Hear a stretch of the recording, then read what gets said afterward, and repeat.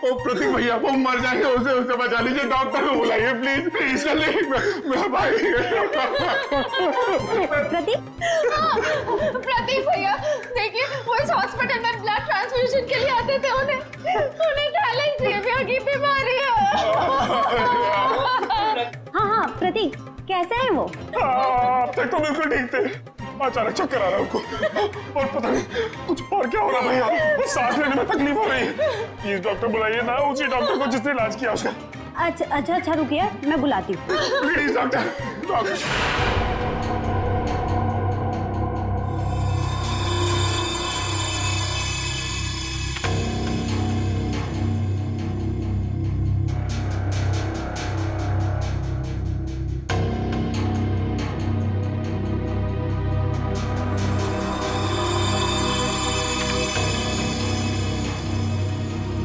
प्रतीक ने इन बच्चों की फोटो काफी संभाल के रखी थी।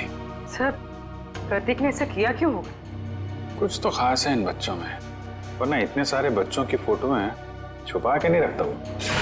सर, वो पेशेंट प्रतीक, उसके रिश्तेदार आए हैं, उसकी तबीयत खराब है, वो आपसे फिर से इलाज कराना चाहते हैं। सर, इन सारे बच्चों के बारे में बहुत ही खास बात पता चली है। वो क्या? सर, ये सारे बच्चे 1997 और 2001 के बीच गायब हो गए थे।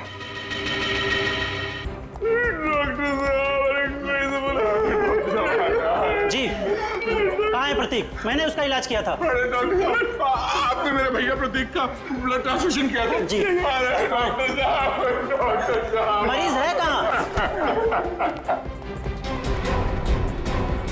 तो तूने मारा प्रतीक को? हाँ?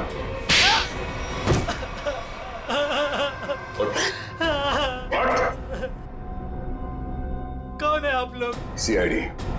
अब फटाफट बकना शुरू कर, वरना बताता हूँ। मेरे पास एक आदमी का फोन आया था, उसने मुझसे कहा प्रतीक को जहर मिला हुआ खून देना है जिससे वो मर जाए, इसलिए मैं। शर्म नहीं आती तुम्हें? एक डॉक्टर होके तुमने मरीज का खून किया। सॉरी, वो गलती हो गई। उस आदमी ने कहा था कि मिशा नाम की औरत आएगी और इस काम के बदले अच्छा खासा रकम देगी, तो मैं लालच में आ गया। ओह, मिशा। नर्स मिशा इसकी देखभाल के लिए पूरे दिन घर पर ही रहती है। ओह नो, ये मिशा अभी अवंतिका की देखभाल कर रही है। चलो।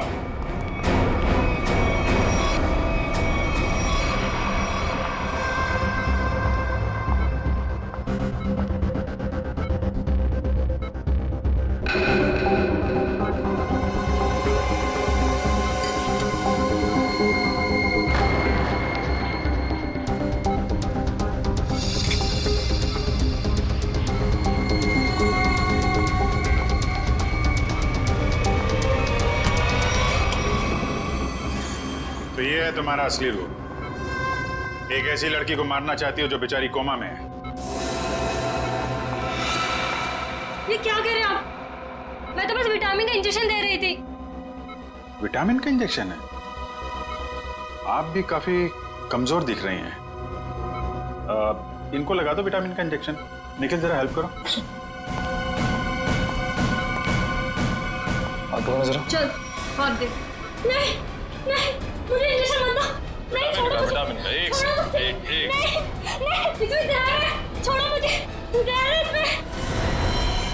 सीआईडी इतनी रात को मेरे घर में? अरे ये देखिए ना, ये मिशा आपकी बेटी अवंतिका को जहर का इंजेक्शन लगा के मारना चाहती है।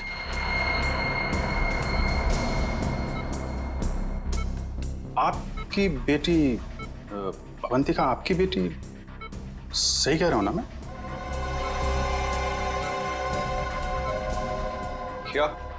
क्या मतलब है आपका? Thank you very much sir, ये तो कंफर्म हो गया। प्रतीक के घर से मिले डीवीडी में जो अमीर लोगों के नाम मिले थे वो खोए हुए बच्चों के पेरेंट्स ही हैं सर। और ये जो नाम के आगे करोड़ों के आंकड़े लिखे हैं ये उनकी संपत्ति के डिटेल्स हैं। तो फिर अभिजीत, ये प्रतीक इस लिस्ट को लेकर क्या कर रहा है? पूरी काम करो, पेरेंट्स की लिस्ट में से किसी भी एक पेरेंट को फोन लगा अभी। सर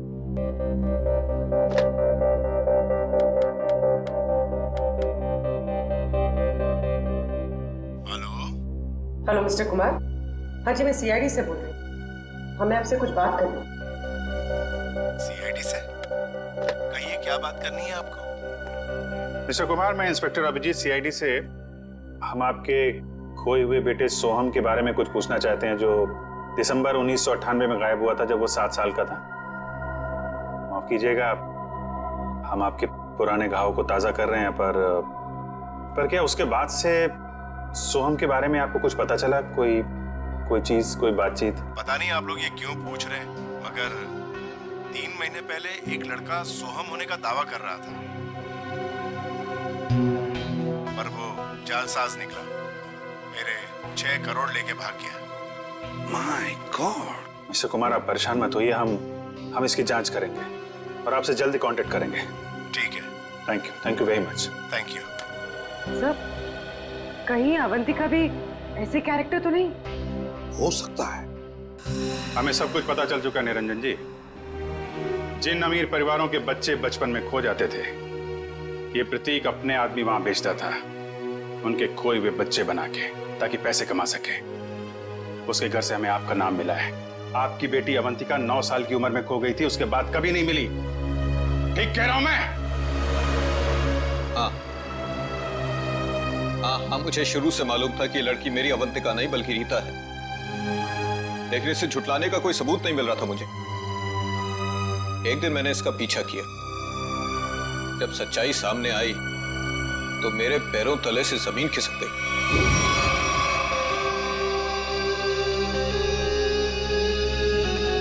पागल हो गई हो तुम? अरे ये हमारा बिजनेस है रीता। हम उन अमीर लोगों को लूटते हैं जिनके बच्चे उनसे काफी पहले बिछड़ चुके हैं। कुछ देर के लिए नकली सही, लेकिन उनको उनका बच्चा तो मिल जाता है ना, और हमें उनकी दौलत। प्रतीक जी, मुझे माफ कर दीजिए, मुझसे अब और ये नाटक नहीं होगा। कैसे नहीं हो सकता? 55 करोड़ रुपए का प्लान है। इस तरह अगर तुम बीच में छोड़ के चली गई तो अरे किए कराए पर पानी फिर जाएगा। समझने की कोशिश कीजिए प्रतीक जी, उस निरंजन को मुझ पर शक हो गया है, और इस तरह कब तक मैं उनकी बीवी विशाखा को बेवकूफ बनाती रहूंगी। अगर उस निरंजन ने डीएनए टेस्ट करवा दिया तो मैं तो सीधा जेल में चली जाऊंगी। कुछ नहीं होगा, तुम बस निरंजन से पैसे निकलवाना शुरू तो करो।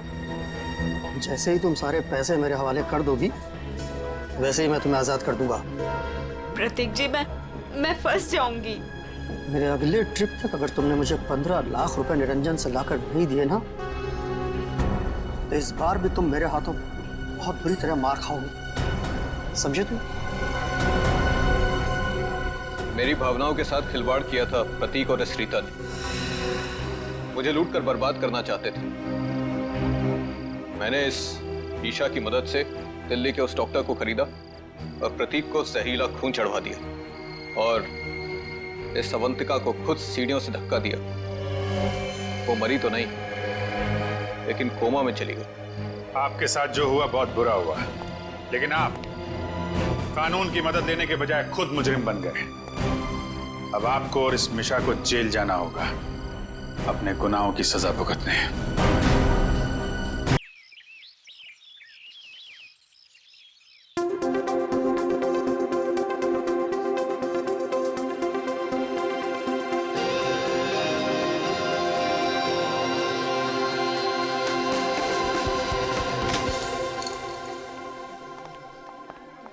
चलिए, फिनिश्ड आपका कॉन्सेप्ट।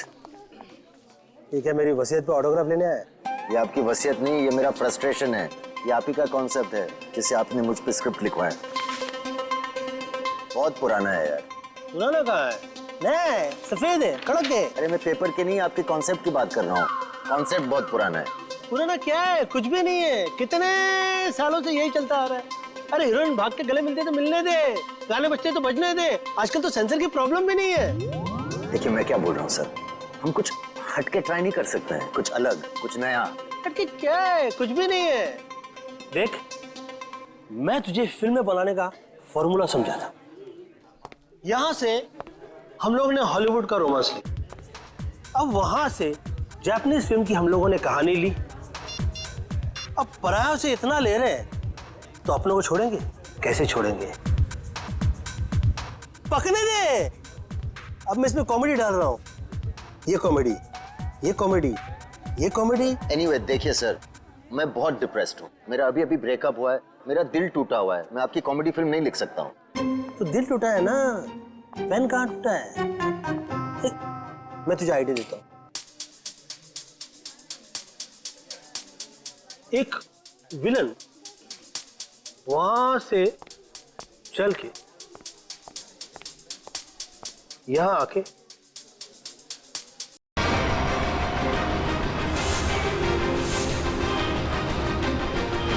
मैं तुझे फिल्में बनाने का फॉर्मूला समझा था। यहां से हम लोग ने हॉलीवुड का रोमांस लिया, अब वहां से जापानीज फिल्म की हम लोगों ने कहानी ली। अब परायों से इतना ले रहे हैं तो अपनों को छोड़ेंगे? कैसे छोड़ेंगे? पकने दे। अब मैं इसमें कॉमेडी डाल रहा हूं, ये कॉमेडी, ये कॉमेडी, ये कॉमेडी। एनीवे देखिए सर, मैं बहुत डिप्रेस्ड हूँ। मेरा अभी अभी ब्रेकअप हुआ है, मेरा दिल टूटा हुआ है। मैं आपकी कॉमेडी फिल्म नहीं लिख सकता हूँ। तो दिल टूटा है ना, पेन कहाँ टूटा है? मैं तुझे आइडिया देता हूँ। एक विलन वहां से चल के यहां आके और एग्रीमेंट पे साइन करने के लिए कहता है, सामने वाली पार्टी तैयार नहीं।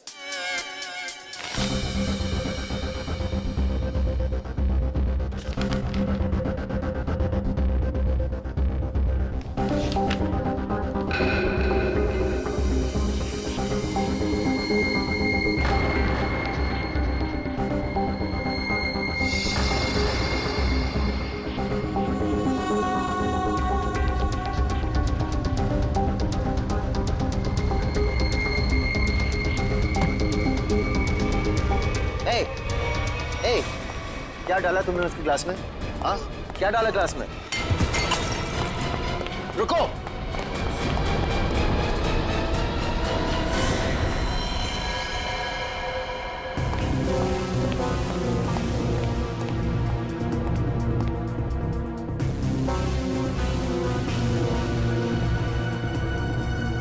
ये तो उस आदमी ने इसे मारा है। मैंने अपने आंखों से देखा। उसने इसके ग्लास में जहर डाला था। तो क्या करे? निकले? ऐसी सिचुएशन में सब एक ही काम करते हैं, सीआईडी को बुलाते हैं।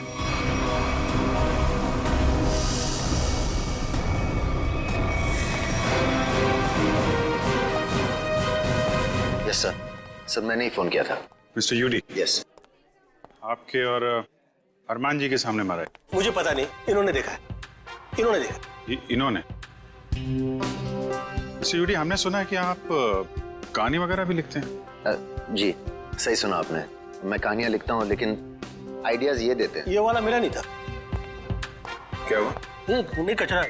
सीढ़ी, आपने इस आदमी का खून होते हुए देखा? जी, उस लड़के ने इनके जूस में कुछ मिलाया था। ये लैपटॉप उसी का है, छोड़ के भाग गया। भागते चोर की लंगोटी छोड़ गया? मतलब चोर निकल लिया, लंगोटी छोड़ गया। इसमें तो कुछ भी नहीं, खाली। कमाल है, हिम्मत तो देखो उसकी। इतने लोगों के सामने जूस में जहर मिला के मार डाला इसे, और फिर यहाँ से भाग भी गया। सर मैंने उसे पकड़ने की कोशिश की, लेकिन वो राइटर पेन पकड़ सकते हैं, मुझे नहीं। छोड़िए, हम लोग निकले हैं। हाँ, आप लोग जा सकते हैं, मगर जरूरत पड़ी तो आप दोनों को फिर मिलना पड़ेगा। मेरी तो नहीं पड़ेगी, शायद इनकी पड़ जाए। राइटर है, लिख के देगा। कर ली।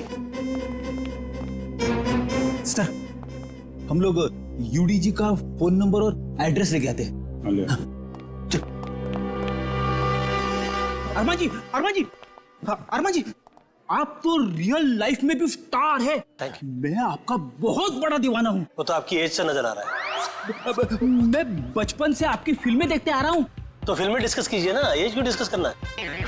कितने बढ़िया डांस करते हैं आप। Thank you so much. देखिए, यहाँ पे कोई मर गया है और आपको इनकी डांस की पड़ी हुई है।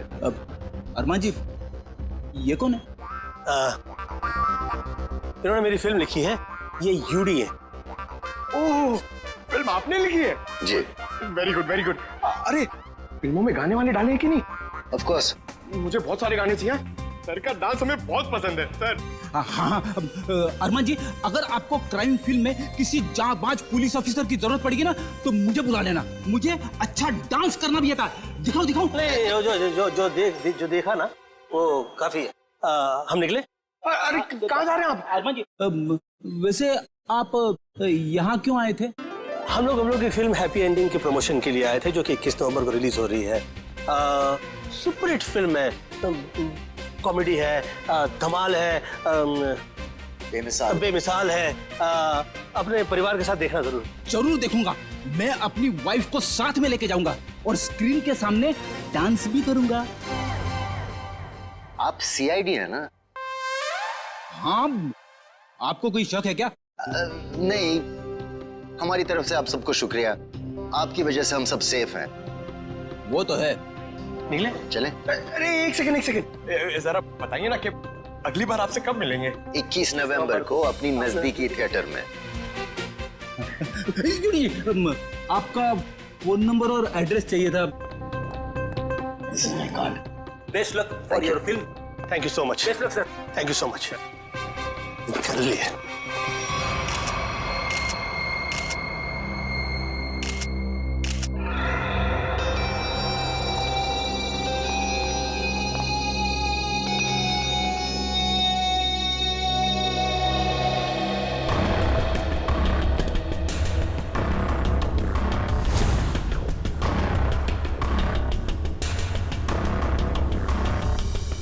Parking ticket. प्रतीक, ये आदमी यहाँ होटल में ठहरा था या कहीं बाहर से आया? नहीं सर, ये हमारे होटल के गेस्ट नहीं है, कहीं बाहर से आया था। ये जो लड़का भागा है, उसका चेहरा तो देखा होगा ना आपने? हाँ सर, देखा है। उसका स्केच बनवाइए जरा। Okay sir. और ये पार्किंग टिकट है, मतलब किसी गाड़ी से आया था। देखो जरा। जी सर। इस पे जो गाड़ी का नंबर लिखा हुआ है ना? जी। देखो गाड़ी कहाँ पे है। जी सर। फ्रीडी, वॉचमैन से पता करो जो आदमी यहाँ से भागा था वो यहाँ से बाहर गया कैसे। Yes sir.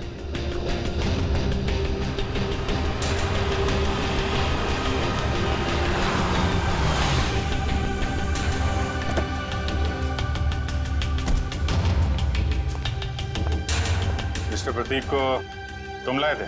जी सर। कहाँ से आया था वो? होटल क्राउन रूट से। खार में है साहब, वो कहीं बाहर से आकर वहाँ रुके थे। सर, वॉचमैन ने बताया कि वो लड़का आया तो स्कूटर से था, मगर जाते समय बाउंड्री वॉल कूद के भाग गया। तब तो स्कूटर अभी भी यहीं पे होगा। देख, तुम सीसीटीवी फुटेज चेक कर लो, तब तक मैं होटल क्राउन रूट चेक कर लेता हूँ जहाँ पे प्रतीक ठहरा हुआ था। ठीक है। देखिए, हम लोग सीआईडी से। आपके ये गेस्ट मिस्टर प्रतीक, इनका किसी ने जहर देके खून कर दिया है। हे भगवान। मैडम, हमें आपके इस गेस्ट के बारे में वो सारी जानकारी चाहिए जो आप लोगों के पास है। सर, मिस्टर प्रतीक दिल्ली के रहने वाले हैं और यहाँ बिजनेस के सिलसिले में वो हमेशा आते जाते रहते हैं और वो जब भी आते हैं हमारे होटल में रुकते हैं। हमें मिस्टर प्रतीक का कमरा दिखाइए।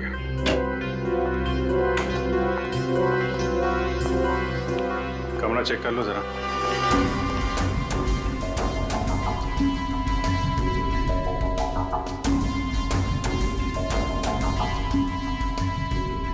काफी भारी है सर, ऐसा लग रहा है इससे प्रतीक जी पूरे 1 साल का कपड़ा पैक करके आते थे।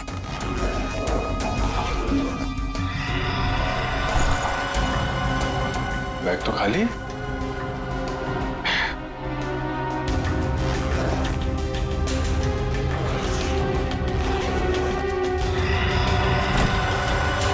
खाली बैग और बैग तो भारी है।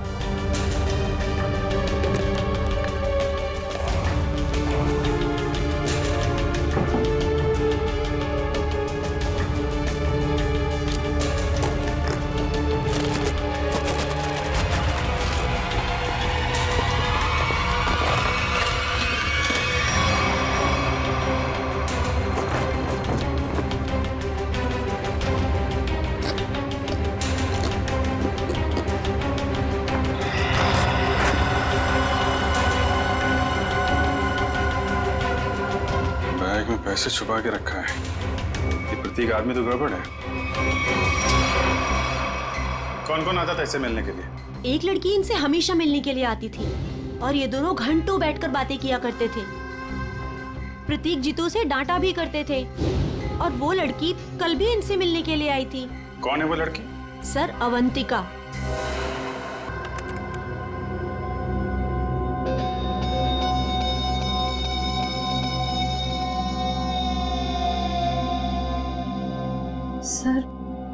सर वो स्कूटर काफी देर से वहीं पर है। हाँ श्रेया, ये स्कूटर खुनी का हो सकता है। वजह जरा इस फुटेज को और पीछे से प्ले करना।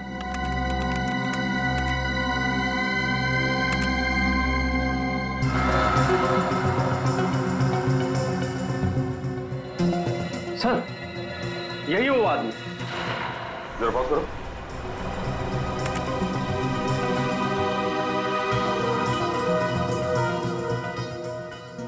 सर ये तो वही आदमी है। हाँ श्रेया, स्कूटर का नंबर लेकर आरटीओ से पता करो ये स्कूटर किसके नाम से रजिस्टर्ड है और उसका एड्रेस है क्या। तो आप दोनों साथ में रहते हो और वो यहाँ काम करता है? यस सर, यही काम करता है Ketan. Hello sir, welcome. Ma'am, हम लोग सीआईडी से और एक जांच के सिलसिले में यहाँ आए हैं। ये आदमी केतन यहाँ पे वेटर है ना? हाँ सर, ये तो केतन ही है। इस केतन ने एक आदमी को जहर देके मार डाला और अब फरार है। इसी की तलाश में हम लोग यहाँ पर आए हैं। लेकिन सर ये तो काम छोड़कर जा चुका है यहाँ से। पर केतन किसी का खून नहीं कर सकता। एक मिनट, वो कुछ दिन पहले काम छोड़ चुका है? हाँ मैम, ये एक दिन ड्यूटी के बीच में से ही चला गया था और फिर लौटकर आज तक नहीं आया। कहाँ चला गया वो? सर, एक लड़की थी, मतलब शायद है, उसके साथ गया था वो। कौन लड़की? सर, एक कस्टमर थी हमारी। करीब 1 महीने पहले से उसने हमारे कॉफी शॉप में आना शुरू किया था। वो रोज आती थी।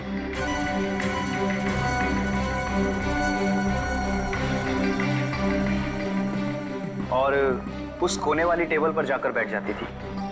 उस टेबल पर केतन सर्विस देता था।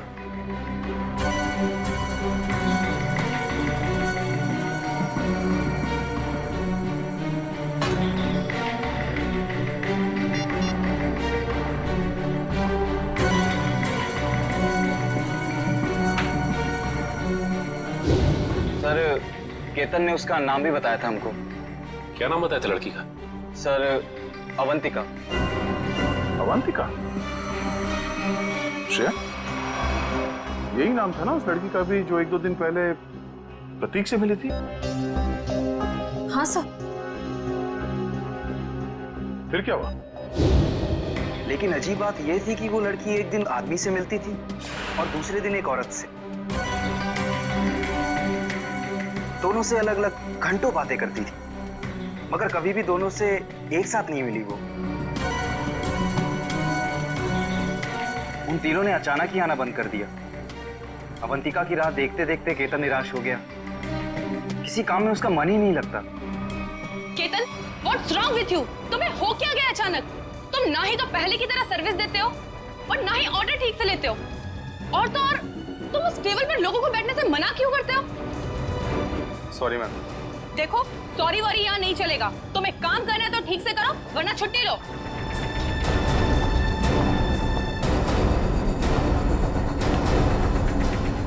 यार, अपने दिमाग से उसका ख्याल निकाल यार।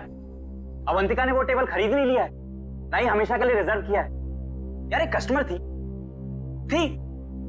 अब नहीं है। बस नहीं यार, मैं उसे भूल नहीं पा रहा हूँ। उसने कुछ बताया भी नहीं और अचानक से गायब हो गई।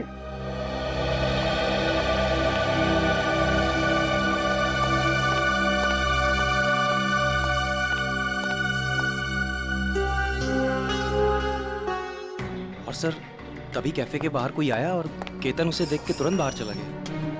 क्या हालत क्या बना रखी है तुमने? शायद वो अवंतिका ही थी, शॉल से अपना चेहरा छुपाए हुए।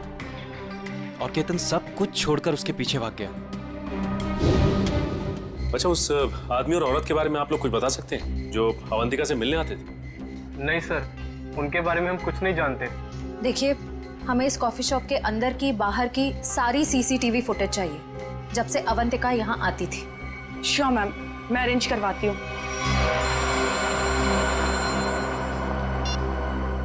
डॉक्टर साहब,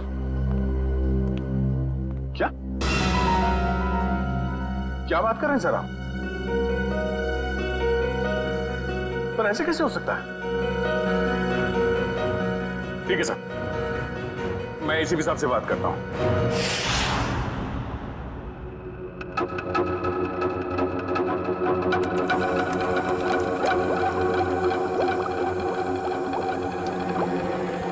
अरे आप ये क्या कह रहे हैं डॉक्टर साहब? हमारी जांच गलत दिशा में चल रही है। बिल्कुल गलत दिशा में चल रही है। आप लोगों का मानना है कि प्रतीक ने जूस पिया और मर गया। हाँ? वेल, जो देखा गया और जो सुना गया वो पूरा सच नहीं है।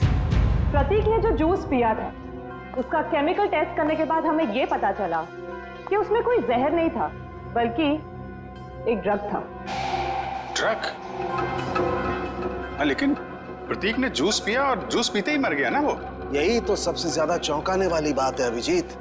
इस ड्रग की वजह से किसी इंसान को कुछ वक्त के लिए पैरालिसिस तो हो सकता है, उसे लकवा तो मार सकता है, लेकिन कोई मर नहीं सकता है। तो फिर इसकी मौत हुई कैसे? अभिजीत, प्रतीक का खून प्रतीक के खून नहीं किया है। लो, फिर शुरू हो गए पहली पे पहली।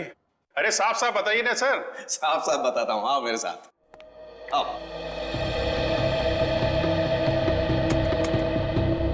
ये देखो, ये प्रतीक की ब्लड सेल्स और ये एक नॉर्मल इंसान के ब्लड सेल्स। दोनों में फर्क है और फर्क ये है कि प्रतीक को थैलेसीमिया है।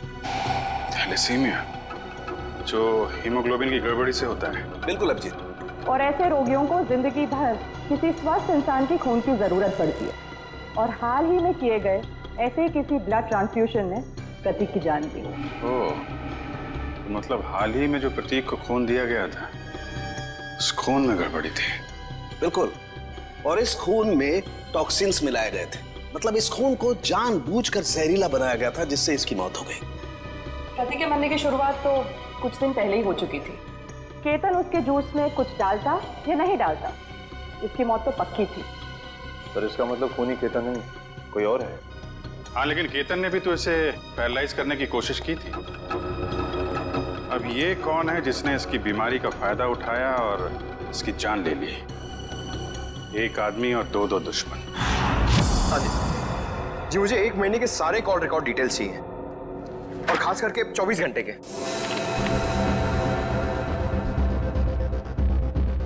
केतन का फोन आखिरी बार जामवार में ट्रेस हुआ था सर। जामवार? तो ये केतन मुंबई से बाहर निकल चुका है? हाँ सर, और सर उसके कॉल रिकॉर्ड्स। सर ये देखिए, सबसे पहले उसने अपने कॉफी शॉप वाले दोस्त ऋषभ को फोन किया, उसके बाद अवंतिका को, मगर अवंतिका का फोन ऑफ आ रहा था। और फिर सर उसने महाराष्ट्र के जामवार में किसी मनन को फोन किया। मनन?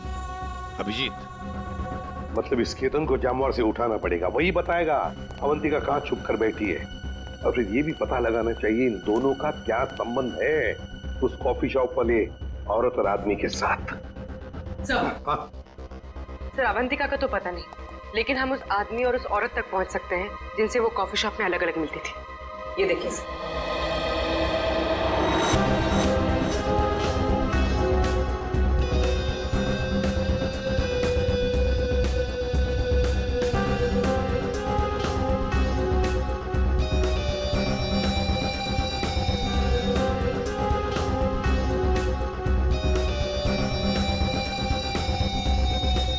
ये लोग तो काफी अमीर दिखते हैं सर, फिर भी यहाँ आने के लिए अपनी कार की बजाय टैक्सी का इस्तेमाल किया है। वही तो अभिजीत, ये टैक्सी के नंबर प्लेट से उनके ड्राइवर्स का पता चल जाएगा और ये ड्राइवर्स हमें बताएंगे इस अमीर आदमी और औरत के बारे में।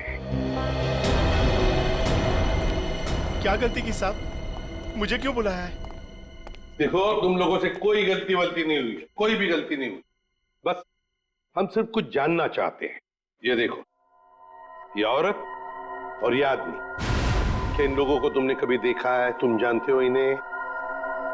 ये दोनों भी पिछले महीने कुछ दिनों तक ग्रैंड मोटर्स होटल में आते जाते रहते थे। ये आदमी, इसे तो मैं जानता हूँ। ये तो एक बार मेरे टैक्सी में बैठा था। कौन है ये? कहां से बैठा था तुम्हारे टैक्सी में? कौन है ये साहब, मैं नहीं जानता हूँ, लेकिन पिछले महीने जुहू सर्कल पे एक कॉलोनी से इसे मैंने उठाया था सुबह सुबह। इसके पास 1000 रुपया था साहब। मेरा भाड़ा 390 रुपया था। मैंने इसे 600 रुपया वापस कर दिया, लेकिन ये 20 मिनट तक 10 रुपए के लिए बकबक करता रहा। फिर बाद में मैंने साहब इससे 10 रुपया लेके उसको दिया था। हाँ सर, याद है। अभी तक इसने 10 रुपए दिए भी नहीं मुझे। कुछ बता सकते हो ये जुहू में कहाँ रहता है?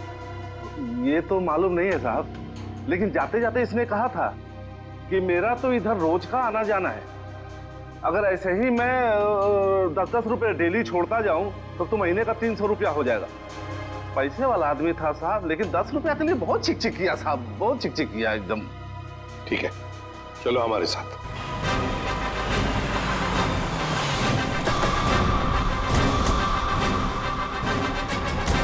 कहाँ पे? हाँ जी सर, यहीं से मैंने उठाया था उसको और होटल से लाने के बाद यहीं पर छोड़ा भी था मैंने उसे। यहाँ पे? जी। यहीं आसपास कहीं रहता होगा। आसपास चेक करो, पूछो लोगों से।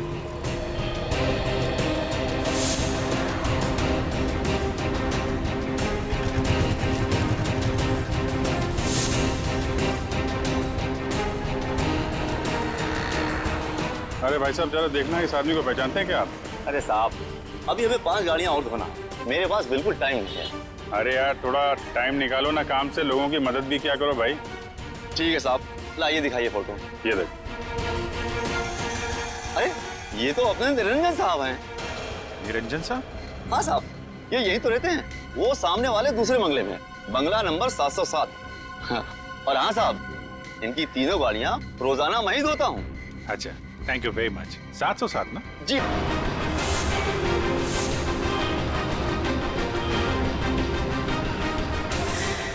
मेरे पतिदेव मुझे बीच महास्थान में छोड़ के चले गए।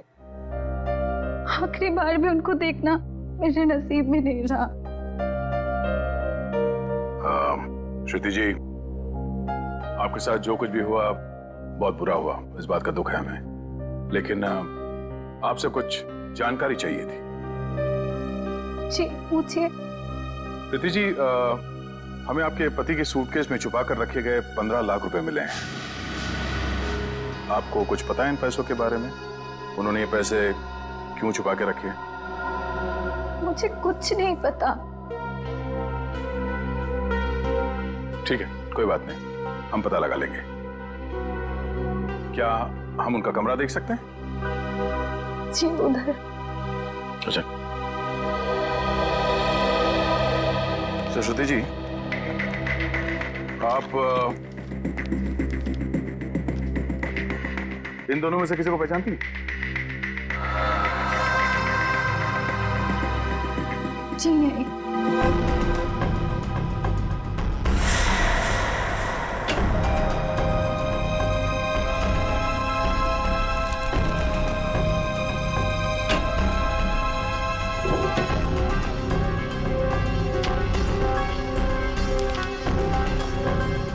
ये प्रतीक ऐसा क्या काम करता था कि अलग अलग अकाउंट से इतने सारे पैसे आए हैं यहाँ पे?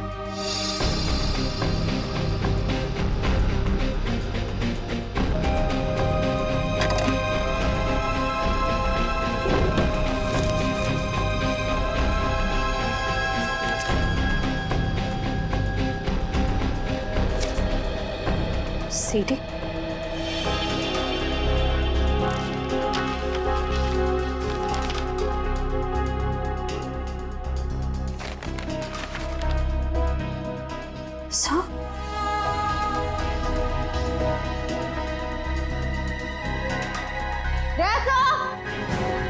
आशा, ये देखिए।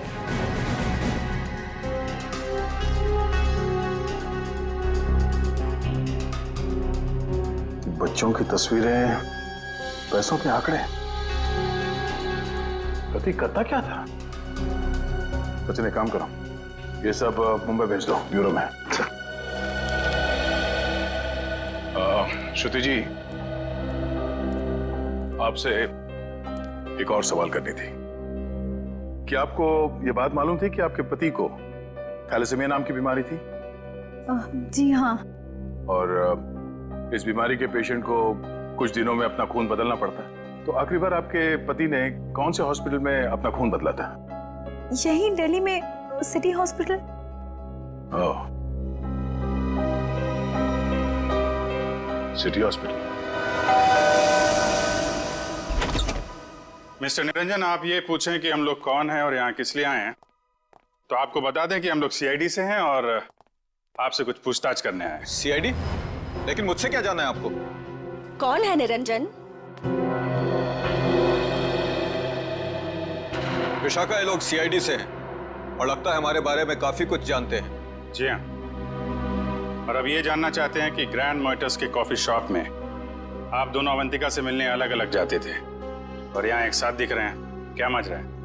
माफ कीजिएगा सर, लेकिन हम बाहर किसी से अलग अलग मिल लिए तो उसमें ऐसा कौन सा पहाड़ टूट गया कि सीआईडी हमारे घर तक पहुंच गई? किसी से नहीं, अवंतिका से। हमेशा कह कि दिल्ली के एक बिजनेसमैन मिस्टर प्रतीक के खून में उसका हाथ है। नहीं नहीं, अवंतिका कभी ऐसा नहीं कर सकती। बहुत विश्वास है आपको अवंतिका पे? आखिर वो हमारी बेटी है। आप दोनों पति पत्नी हैं? जी, वो दरअसल मेरी और निरंजन की अनबन होने के बाद हम दोनों अलग रहने लगे थे, तो अवंतिका हमें साथ लाने के लिए ही कॉफी शॉप में लेके आती थी। अभी कहाँ है अवंतिका? जी, वो घर पर ही है, लेकिन आप लोगों की कुछ मदद नहीं कर सकती। हमें अवंतिका से मिलना है। आइए।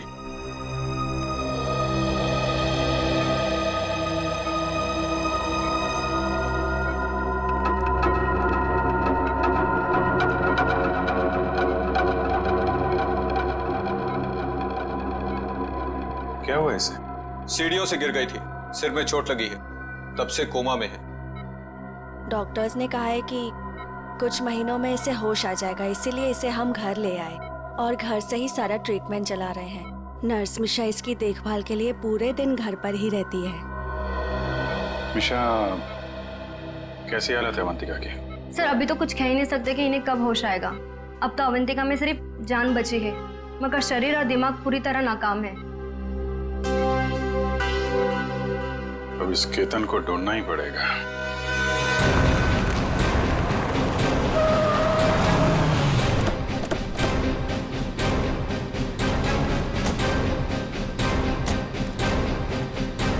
सुनिए जी, ये मनन कहाँ पे? वो वहाँ पे।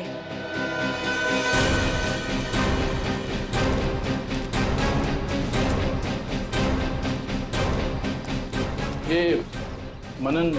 हाँ जी, आप कौन? जरा केतन को बुलाओ, उससे मिलना है। कौन केतन? यहाँ कोई केतन नहीं रहता। देखो, केतन ने तुम्हें आखिरी फोन किया था, इसलिए तुम्हारे तक पहुंचे हैं। अब अगर झूठ बोलोगे तो तुम्हें भी साथ में ले जाएंगे। कहाँ ले जाएंगे? वहीं जहाँ बिगड़े हुए लोग ठीक किए जाते हैं, मुजरिमों की मरम्मत की जाती है। अगर केतन यहाँ पे निकला तो उसको छुपाने के गुनाह में तुम्हारी भी मरम्मत हो जाएगी, समझे तुम? नहीं नहीं साहब, ऐसा मत कीजिए। वो अंदर छुपा है, इसके चक्कर में मैं नहीं फंसना चाहता।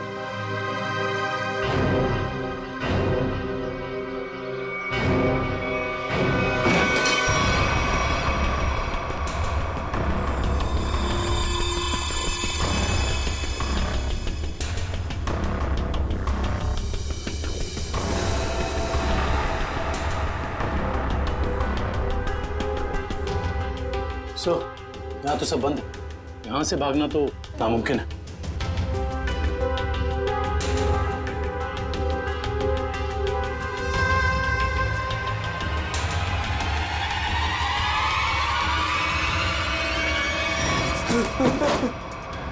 आगे बता दो, आगे बता रहा साहब, मैंने सब बातें सुन ली आपकी।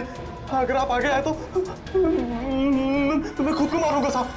अरे वाह, वहाँ दिन दहाड़े होटल में जूस में ड्रग मिला के आदमी को मारने की हिम्मत है तुम में, और यहाँ इतने डर गए हो कि खुदकुशी कर रहे हो? हाँ?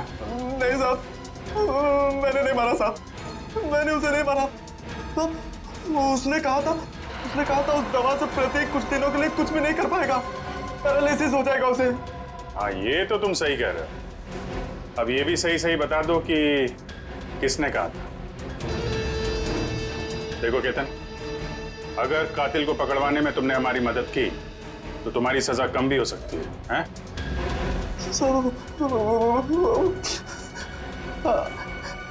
अवंतिका ने कहा था सर।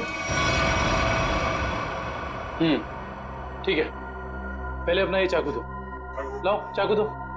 आजा। कुछ नहीं होगा तुम, चाकू दो। आजा। लाओ लाओ।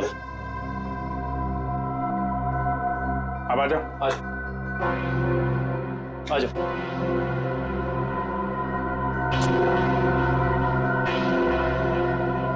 तो अवंतिका ने कहा और तुमने कर दिया। एक लड़की के प्यार में इतने अंधे हो गए थे? साहब, अवंतिका को बहुत बुरी तरह मारा था प्रतीक ने, उससे उसका दुख देखा नहीं गया, इसलिए उसकी मदद करने का फैसला कर लिया साहब, और नौकरी की परवाह किए बिना उसके साथ निकल गया साहब। देखो केतन, मुझे पता है कि तुम मुझे बहुत पसंद करते हो, पर इस वक्त मैं बहुत अकेले हूँ और सिर्फ तुम ही मेरी मदद कर सकते हो। प्लीज मना मत करना। प्लीज आप रोइए मत, मुझे बताइए क्या कर सकता हूँ मैं आपके लिए। एक आदमी है प्रतीक, मुझे उसके चंगुल से बचा लो, वरना तुम इस अवंतिका को हमेशा के लिए खो दोगे। मैं आपको कुछ नहीं होने दूंगा। ये रहे मेरे पापा के जायदाद के कागजात, इसे प्रतीक को दे देना, और इसे भी। जब प्रतीक जूस पीते नीचे गिर पड़ा तो मुझे लगा अवंतिका ने मेरे हाथों से जहर दिलवाकर मरवा दिया साहब। मैं डर गया साहब, मैं डर के वहां से भाग गया साहब। उसके बाद अवंतिका ने कभी मेरा फोन नहीं उठाया साहब, नहीं मुझे कभी फोन किया। अवंतिका ने धोखा दिया साहब मुझे।